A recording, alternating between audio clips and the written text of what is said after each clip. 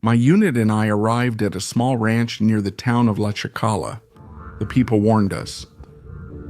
There, we not only had to watch out for organized crime, there was something else, something even more dangerous, something that terrified the people of the town.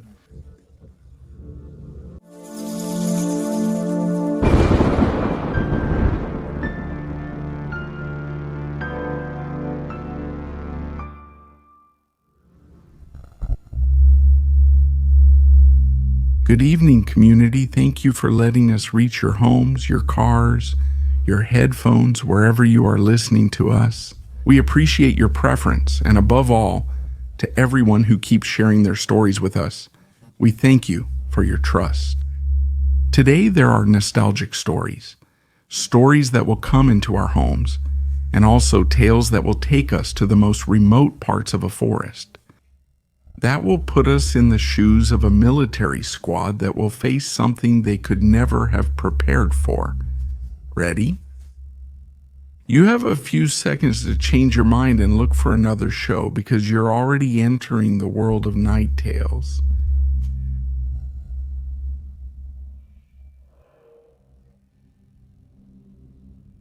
I grew up like many people. I never saw anything paranormal.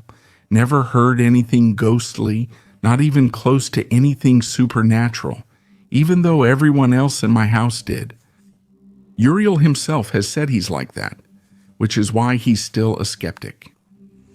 I had a very peaceful childhood in a house where my mom said she saw a man with a hat, like a farmer's hat, but very creepy, who would watch her from the living room sitting every time she got up at dawn to prepare my dad's breakfast. According to what she told us, she learned to ignore him. The man was there for just a moment and then disappeared, but the vision was constant. My dad and my two older siblings, Gabo and Genesis, saw a boy in a sky blue suit. He played pranks on them, hid their things, and peeked through the door when they were alone in a room. They were scared because, even though he didn't do anything, they said the suit looked like the kind they'd use to bury a boy that age. Like I said, I didn't see any of that. I had a very peaceful childhood, but something happened. Something occurred 2 days after I turned 11.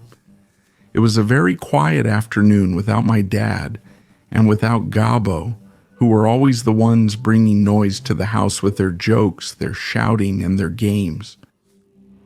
I liked listening to them, yes, but I also really enjoyed the peace of the afternoons when they went to baseball. We had prepared everything to make a special dinner. My mom had gone to the store around the corner to get some things we needed. I was just taking off my school uniform, and I put on more comfortable clothes. I really liked it when we agreed to cook together, and I always ended up getting dirty. I was excited. I left my room to go downstairs. Ileana, wait. My sister called me from her room. Since I heard her and she sounded worried, I answered her from her door. I felt like something was wrong. She had the light off and the curtains closed. Her room was very dark, and she was just sitting in her desk chair. "Are you all right? What's wrong?" I asked. Come here for a moment." I swear I was about to go in, but I felt something I had never felt before. Distrust of my sister. I told her to wait for me, that I was going to get something downstairs, and she said no, that's all she said. But even so, I went downstairs confused until, I swear on my mom, downstairs my sister was in the kitchen chopping vegetables. Even though I knew it was silly and impossible, I asked her if a second ago she wasn't upstairs in her room, and she got serious. She asked me what I had seen, and I told her that I saw her sitting in the darkness of her room, and that she had called me to come in. At that moment, she went up to her room and I followed her. No one was there. My sister walked in, slammed the door, and shouted, Don't mess with my sister, not with her." Then she started praying out loud, mixing in swear words every time she paused between different prayers, as if she wanted to force something out of there. I stood frozen at the door until she turned to look at me and told me to come downstairs. She told me not to look at anything else, to forget about it. I'm not sure if her actions had any effect, but nothing that intense happened to me again. I couldn't see any of the entities my family lived with, but I was the only one who saw something pretending to be one of us. Once, but I saw it. Later on, when we were older, a friend of my mom told us that we were in a lot of danger in that house.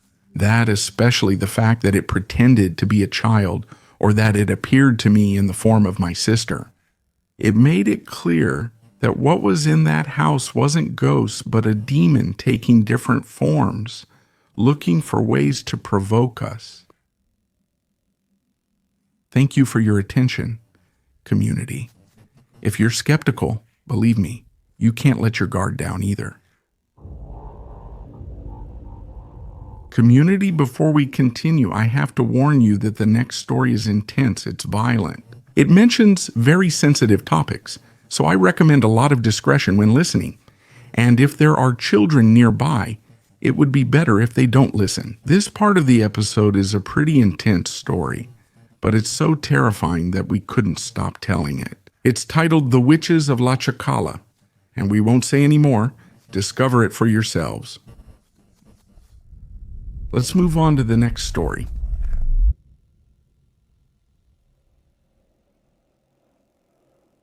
Hi, Uriel. I'm Ephraim, but everyone calls me the Vulture. I'm writing to you from Bacalar, Quintana Roo. What I'm about to tell you happened to me back in 2009 when I was part of the Special Forces Corps of the Mexican Army. I'm currently a paramedic with the Bacalar Municipal Police. From where I'm writing to you, I send you a big hug and I ask you to greet my daughter, Paloma Castillo Montalvo, through this medium, and I'm going to tell you my story. We were an elite unit. During President Felipe Calderon's time, we were deployed all the time. On that occasion, there were about 14 of us, 1 officer and 13 troops, including sergeants and corporals. The names I'm going to mention are real, and I have no problem with you mentioning them. We arrived in Tamazula de Victoria, in Durango, and after a few days we walked to a nearby ranch, the town of La Chacala. The place was picturesque, beautiful. It looked like something out of a postcard. And even more so for people like us who were mostly from the Yucatan Peninsula. We had rarely seen places like the impressive mountain ranges of our Mexico. It all began when we arrived at a big house where an elderly woman and about 5 or 6 young women were waiting for us. I don't remember exactly how many there were. There's always a commander or comrade who's a real flirt and charms girls wherever he goes. First, we approached the young women and, with flirting in mind, offered them money to make us something to eat. They didn't refuse, they accepted and gave us a list of things they wanted, and 3 of us went to the store. There, a man of about 60 years old greeted us, looking at us with a disapproving expression. "You guys will never change. For an easy skirt, you let yourselves get poisoned," he told us. "You walked into the lion's den alone."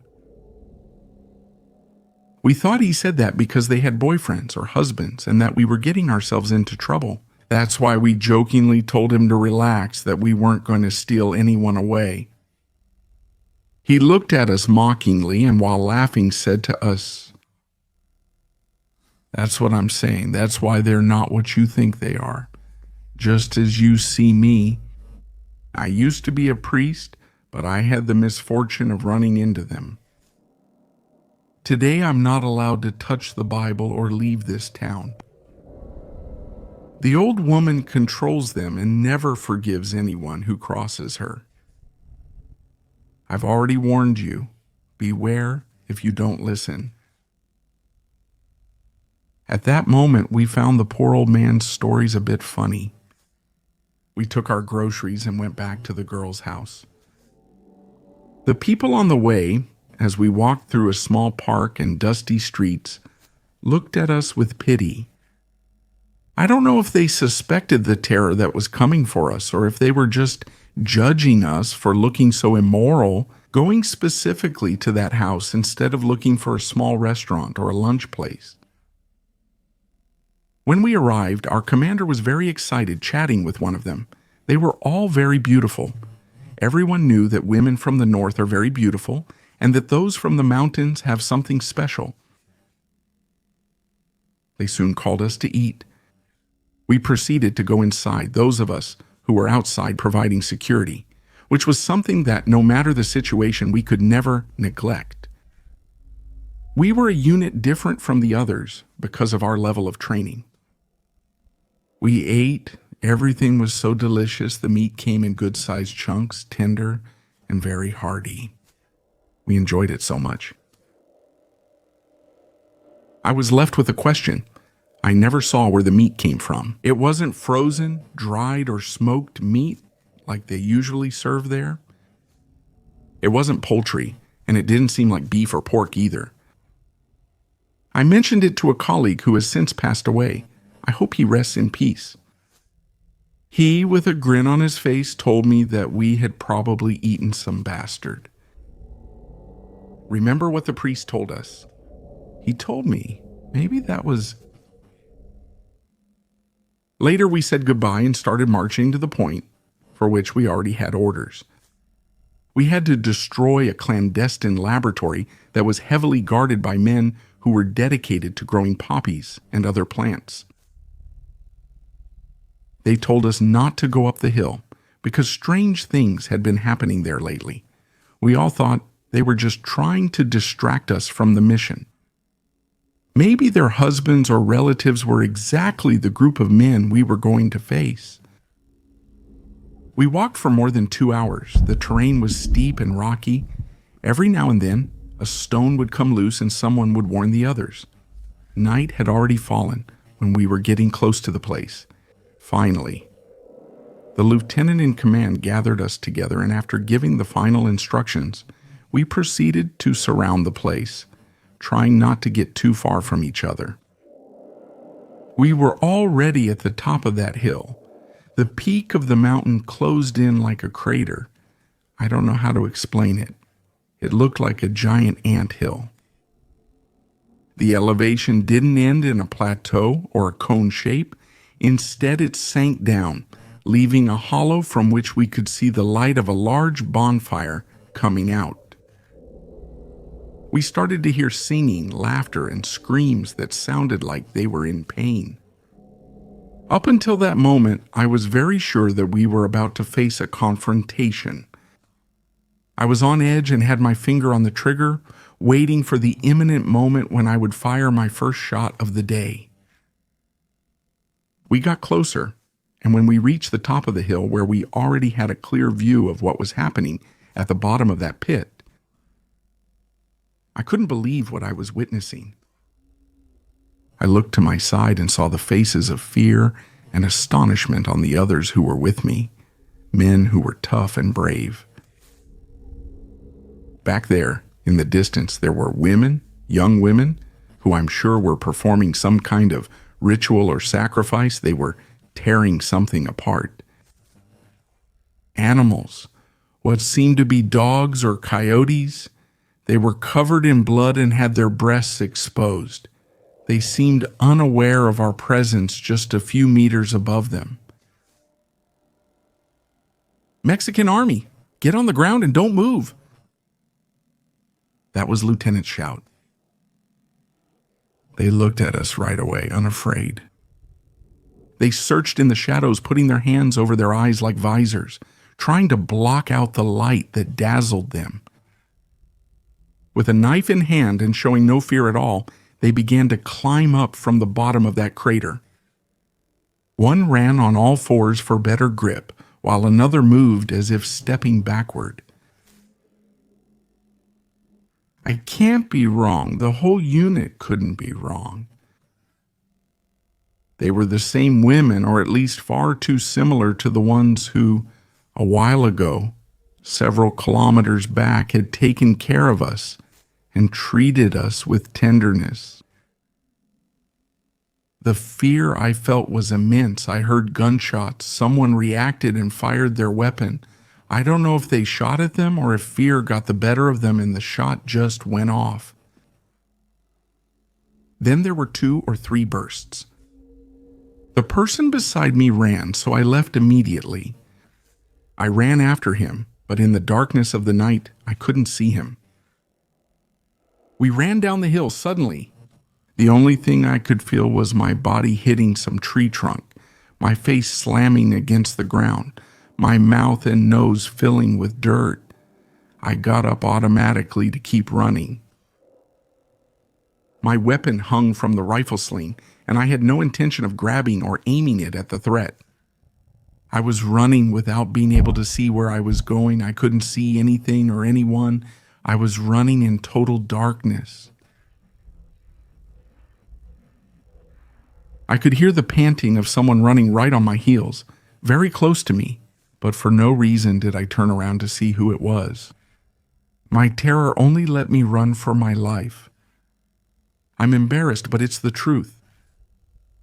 I never ran from the enemy because I knew that just like me, any other man is mortal, but I felt it that time. Honestly, I swear to you, I was facing something that had no explanation, something we couldn't face. Those women didn't look normal. I could see a bit of madness in their faces. I could see something demonic in their faces. I ran until my legs couldn't respond anymore, until my throat burned from the effort, and for a moment I felt like I was dying. I let myself fall, hiding on the ground among fallen branches and a pine trunk. I pressed my face to the ground. I chose to drool instead of swallow because I wanted to stay quiet. I stayed there lying down, motionless. I don't even know for how long. My body was soaked with sweat that ran like rivers down my skin, despite the intense cold of that night. I could hear footsteps very slowly, like the steps of a hunter stalking its prey. Through the mist, I saw a figure moving very slowly, making no sound except for that breathing. I wasn't sure if it was someone from my unit or one of those aberrant women. Not wanting to risk anything, I closed my eyes and kept my face on the ground. After a while, I heard something, the muffled crying of someone, like when you cry in silence. And then at times in the distance, you could hear a melody. The singing of 2 or more women. There were several voices, like in an angelic chant, a song that invited me to follow them. But my survival instinct told me it was the same technique as the sirens luring sailors. As soon as I thought that, as soon as I was in my mind, I heard macabre laughter, women's laughter, the laughter of those lost souls, as if they were mocking my fear, the fear of all of us. At that moment, I didn't know what had happened to my companions. I didn't know if I was alone on that mountain, at the mercy of evil. I couldn't see or hear anyone who had gone with me. While I prayed to God to get me out of that situation, I heard the laughter of girls and women at the same time again. They sounded like women, but they also started to sound like turkeys. Then distant men's shouts brought the fear back, thinking that they had taken one of my friends. Fear overwhelmed me. I wet my pants. I thought I would never see the light of day again. And there I just closed my eyes, ready to wait for my fate. If they were going to kill me, I didn't want to see where the blow that would end me would come from. I was awakened by a branch breaking, the murmur of 2 men crawling near me. Carlos, Mario, and Lurius had already found each other. I approached slowly and realized I had lost some tactical gear during the escape. I didn't have the magazine in my long gun, and my sidearm was lying near where I had been hiding. Dawn broke and the fog was thick, but at least while we were hiding there, it allowed us to communicate through hand signals. About an hour passed before we were finally able to regroup, almost all of us. Once we were together, we dared to speak out loud. We shouted the name of our friend Corporal Camacho, who wasn't with us. One of us said he heard him scream, and I mentioned that I had also heard a scream, but I didn't know who it was from. We searched for him there for 2 days. They sent a company of paratroopers and nearby units to search every corner. They found his weapon at the top of a cypress tree. It had bloodstains on it. A week later, they found his backpack and a boot, then his bulletproof vest, which had torn fabric, as if an animal had viciously ripped it apart. Of him, of Camacho, we never heard anything again. Driven by revenge or simply seeking answers, we went to the house in the ranch where we met the women who had given us food, but we didn't find anyone. There were only the plates where they served us, dirty and with a strong, rotten smell.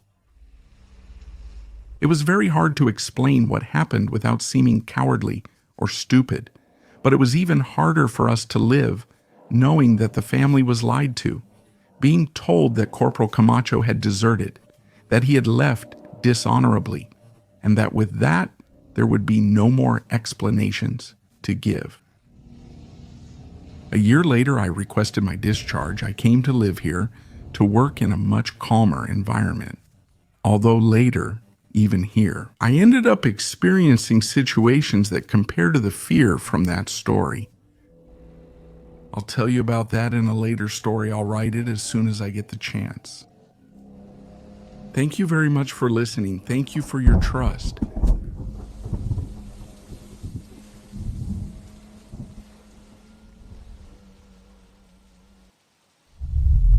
Community, remember that if you're listening to this point in the episode, you should already be subscribed and be part of the best community on the internet. It really helps us a lot if you do. When you finish, don't forget to leave us a comment and tell us which story was your favorite from the episode. And here in the description, we've left the links as always, so you can find our social media, visit our website, and send us your story. And of course, so you can buy your book. Although there are very few left, but if you still find it, buy it. We continue with more stories of the night.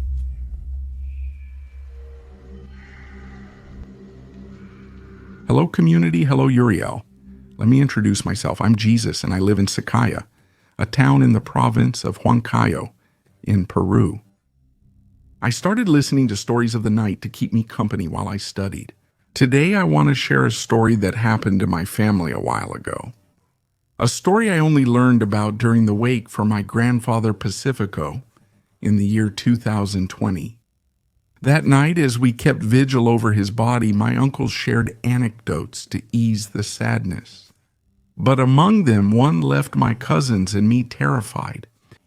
A story they had never told us before for some reason. My grandfather Pacifico had 6 children, David, Juan Pilar, Raul, my mom Rosa, and the youngest, Aunt Katie. My grandparents dedicated their whole lives to the farm, to working the land. Nearly everyone in Chacala is a farmer. In fact, my grandfather left each of his children a piece of land so that over the years they could either farm it or sell it. One day, my Uncle David asked my grandfather to plant corn on his land. Corn, known as elote in Mexico. The idea was to sell it later and prepare pachamanca, that traditional dish from the highlands that we enjoy so much around here. The problem was that field was far away, beyond the town cemetery. Every morning at 5 o'clock, my grandfather visited his son David's house. He would borrow his truck, load his pickaxe and his bag of coca leaves, the leaves he always chewed to ease fatigue in the altitude, and happily go off to work. He always returned at 2:30 for lunch with my grandmother Berta, but one day he didn't come back. At 5, my grandmother went out worried to look for him. Back then, hardly anyone in the village had a cell phone, so there was no way to contact him. My grandmother found my Uncle David on the street, just as desperate. They asked people near the cemetery, and that's how they found a friend of David, who drove them to the farm. They didn't have to go all the way there. On the way, they saw my uncle's truck overturned on the side of the road. My grandfather was there, pale, trembling, with a lost look in his eyes. It was already night when they brought him back to the village, but he wouldn't speak, he wouldn't react. His body was cold, as if blood wasn't running through his veins. At the health post, they gave him basic medicine, but nothing helped. The brothers started to arrive little by little, each one bringing some home remedy, but my grandfather stayed the same, as if he was fading away. Then my Aunt Pilar arrived. She had taken classes with a healer, someone who knows how to cure fright, the evil eye, and things that medicine doesn't understand. She said that what was happening to my grandfather wasn't normal and asked to prepare a jubeo with guinea pig, but first she needed to do another ritual. She sent my mom to buy a few things: coca leaves, animal-shaped cookies, candies, cigarettes, and a little bit of aguardiente. My mom says when she arrived and saw him, Grandpa looked like a zombie, that he had changed in a matter of minutes, that he was skinny, bony, with almost ashen skin. That night, Pilar gathered the family and asked for the clothes my grandpa wore when the truck overturned. With my Uncle Juan at the wheel, they all went to the scene of the accident. It was almost noon, the air was freezing, and thick fog was rolling down from the mountains. In the middle of the road, my aunt spread out a blanket, put the sweets, cookies, and coca leaves on top, asked everyone to sit around and start chewing. Only the crunching of the leaves between our teeth mixed with the silence of the night. Later, she set out my grandfather's clothes and lit a cigarette. With each puff, she blew the smoke over the fabric, as if she wanted to restore his breath. She asked Grandma to call. Pacífico. Pacífico. Pacífico. My grandmother's voice broke in the darkness. And then something moved in the grass by the side of the road. My mom says she saw black figures running in the distance, getting closer. They were tall, but without a clear shape. She couldn't see their faces. They were dark silhouettes, nearly shadows. My uncles thought about the pish tacos, those people who kill you to take the fat from your body. But these things didn't really seem human. There were more and more of them, and each time they came faster to hide among the grass, but at the same time, their bright eyes, like those of animals, peeked out, as if to let them know they were there. Everyone was clearly afraid, despite their attempts to hide it. Juan ran to start the car. David and my mom nearly dragged my resisting paralyzed grandmother as she repeatedly called out to my grandfather. Without stopping repeating his name, everyone started stumbling as they ran, everyone except Pilar. My aunt ran toward the clothes instead of away. My mom yelled for her to leave it and run, but Pilar grabbed the blanket. She took my grandfather's clothes and held them to her chest. She only left the candies and cookies lying on the ground, got in the car, and yelled at my uncle to step on it. The engine roared. The car shook on the loose dirt. Behind them, those black figures kept running. Some stood still watching them. Others went into the fields, disappearing into the fog. No one wanted to look at them for too long. No one dared.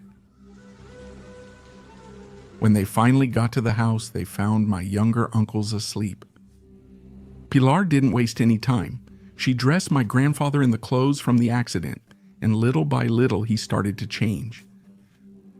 Right there, they saw how his skin regained its color, his body stopped being cold. By dawn, he was able to eat. He was already talking. It was as if he had come back. When they asked him what had happened to him, my grandfather said that on the way back he had seen black silhouettes among the fields, that one of them crossed his path. He swerved to avoid it, and then remembered nothing else. Over time, my aunt explained that those figures were the condemned, souls that couldn't enter heaven and wander the earth in search of a pure soul. My grandfather's accident was just the opportunity they had to take it from him, and if it hadn't been for Pilar, maybe they would have succeeded. That night, during the vigil, we all understood why they had never told us this story. It was too intense, and it still is, but I wanted to share it with you, because it shows that sometimes the darkest things aren't in cemeteries or haunted houses, but on the roads we travel to work every day. Thank you, community, for listening, and thank you, Uriel, for letting me share my grandfather Pacifico's story. Greetings to everyone, and have a very good night.